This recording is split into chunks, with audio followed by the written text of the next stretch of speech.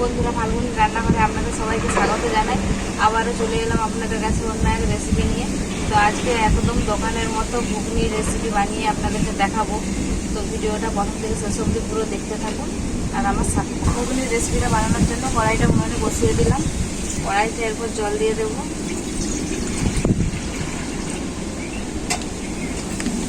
এখানে আমি মটরটা ভিজিয়ে রেখেছিলাম আর আলুগুলো এইভাবে কেটে নিয়েছি।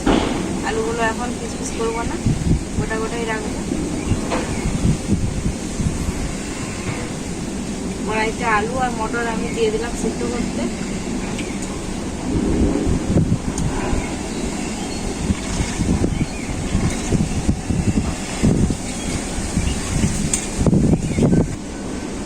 আলুটা আর মটরটা যাতে ভালো করে সেদ্ধ হয়ে যায়, লবণ দিয়ে দিচ্ছি।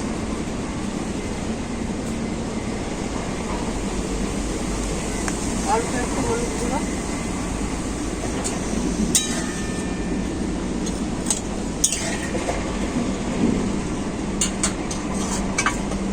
কিছুক্ষণের মতো ঢাকা দিয়ে সেদ্ধ করে নেব। ঢাকাটা খুলে এরপর দেখে নেব অনেকক্ষণ হয়ে গেছে। আলু আর মটর খুব ভালো করে সেদ্ধ হয়ে গেছে, দেখলেই বুঝতে পারবেন। এই যে দেখুন,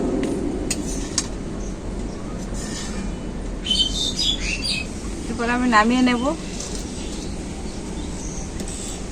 মটর আলু সেদ্ধটা ঢেলে দেওয়ার পর কড়াইটা উনুনে বসিয়ে দিলাম। আর এখানে আমি একটা ঘুগনির জন্য স্পেশাল মশলা বানাবো। তার জন্য কি কি মশলা নিয়েছি আপনাদেরকে দেখিয়ে দিচ্ছি।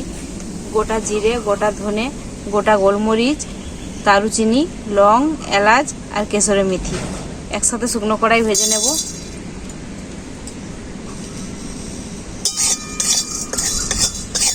ঘুগনির জন্য আমি এরকম করে ধনে পাতাগুলো কেটে নেব।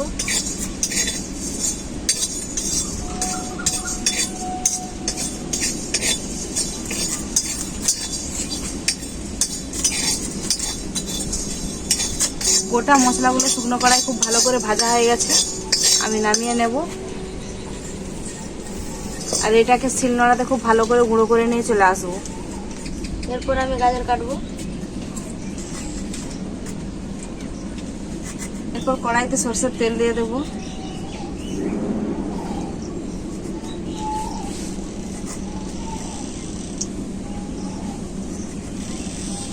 তেল খুব ভালোভাবে গরম হয়ে গেছে। কুচানো পেঁয়াজ,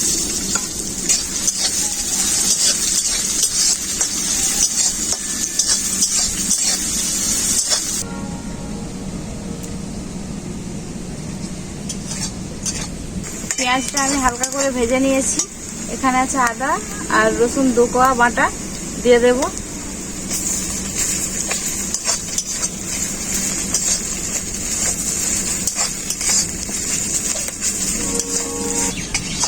এরপর আমি শসাটা এরকম করে কেটে নেব।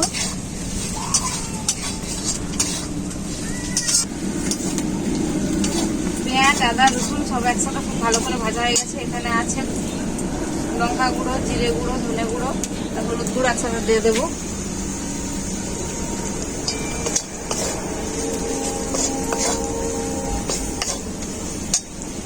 মশলাটা কষানোর জন্য পরিমাণ মতো একটু জল দিয়ে দেবো।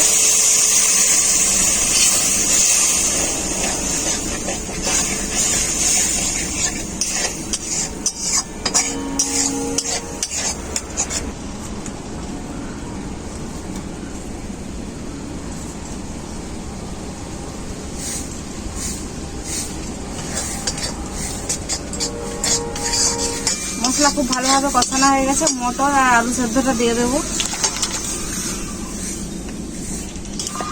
তো তখন আমি আলুটা কুচো কুচো করে কাটিনি। এরপর আলুটাকে আমি এরকম খুন্তি করে ভেঙে দেবো এইভাবে।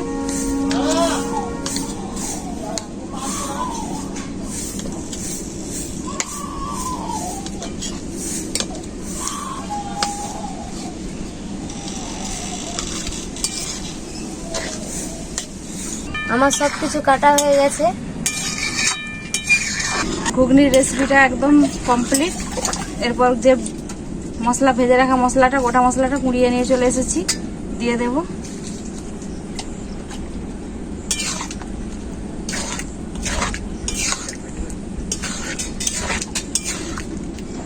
নামিয়ে নেব।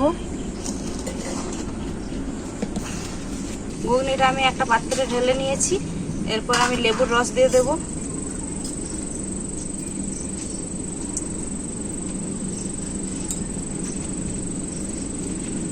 পেঁয়াজ কুচো,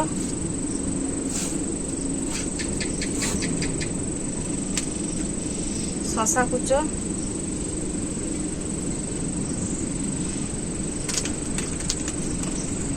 ধনেপাতা কুচি,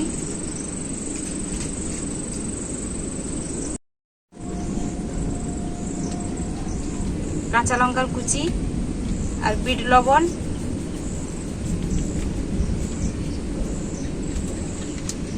তো আমার ঘুগনিটা একদম রেডি। এরপর আপনাদেরকে খেয়ে দেখাবো কেমন হয়েছে। সবশেষে গাজরটা দিয়ে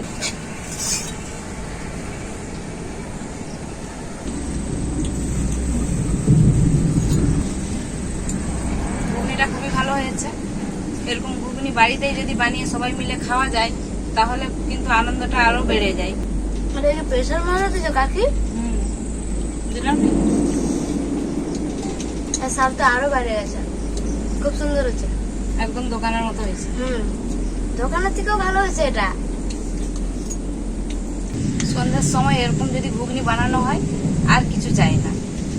ঘুগনির রেসিপিটা কেমন হয়েছে আপনারা কমেন্ট করে জানাবেন। ভিডিও ভালো লাগলে লাইক শেয়ার সাবস্ক্রাইব করে দেবেন। আপনারা ভালো থাকবেন, সুস্থ থাকবেন। আবার দেখা হবে পরবর্তী ভিডিওতে অন্য কোনো রেসিপি।